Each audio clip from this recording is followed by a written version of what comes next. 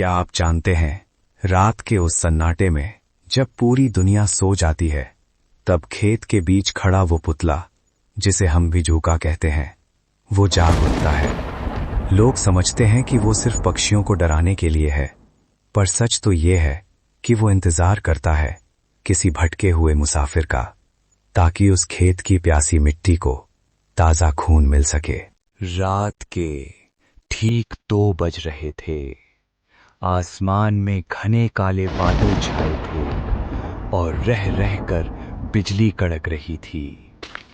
सरहद के पास वाले उस वीरान खेत में सिर्फ एक ही आवाज आ रही थी, इकबाल की भारी सांसों की। इकबाल अपनी जान बचाकर भाग रहा था। उसके पीछे पुलिस की गाड़ियां थीं और उसके कंधे से खून बह रहा था।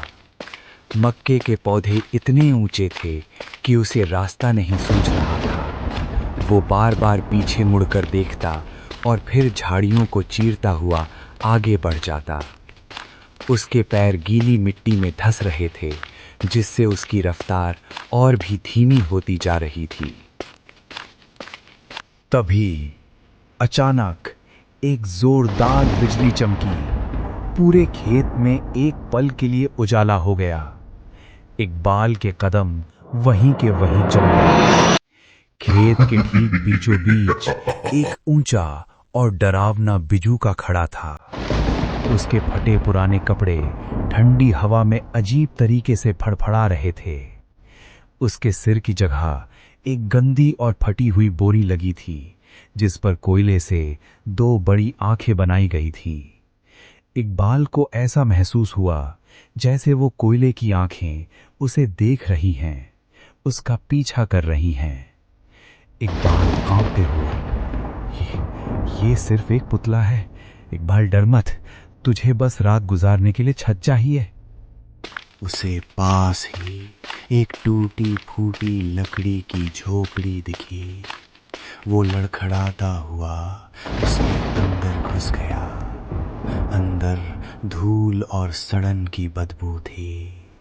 इकबाल ने दरवाज़ा बंद किया और ज़मीन पर बैठ गया। कुछ देर बाद उसने धीरे से खिड़की की दरार से बाहर झांका।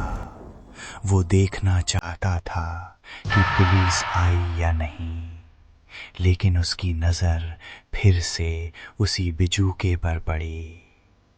उसका खून जम गया। जहां बिजूका खड़ा था, वहां अब सिर्फ एक खाली लकड़ी का डंडा बचा था। बिजूका गायब था। पूरे खेत में सन्नाटा था। बस हवा में मक्के के पत्तों के टकराने की आवाज आ रही थी। अचानक झोपड़ी की छत पर किसी के चलने की आवाज आई। चल चल, जैसे कोई भारी चीज लकड़ी पर रेंग रही हो। इकबाल ने डर के मारे अपनी बंदूक तानी और छत की तरफ देखने लगा। तभी दरवाजे के नीचे से सूखी घास और मिट्टी अंदर आने लगी। झोपड़ी का दरवाजा धीरे धीरे अपने आप खुलने लगा। बाहर वही बिजूका खड़ा था। उसकी लंबाई अब पहले से कहीं ज्यादा लग रही थी। उसकी उन कोयले वाली आंखों से अब गाढ़ा काला खून रिस रहा था।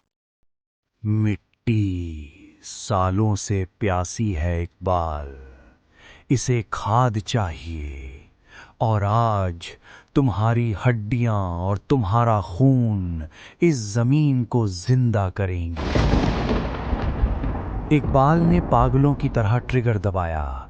ठाएं ठाएं ठाएं, पर गोलियां बिजूके के घास से भरे सीने को चीरती हुई पीछे निकल गईं। बिजूके ने अपने लकड़ी जैसे सख्त हाथों से इकबाल का जबड़ा पकड़ लिया और उसे अंधेरे खेत की तरफ खींचने लगा।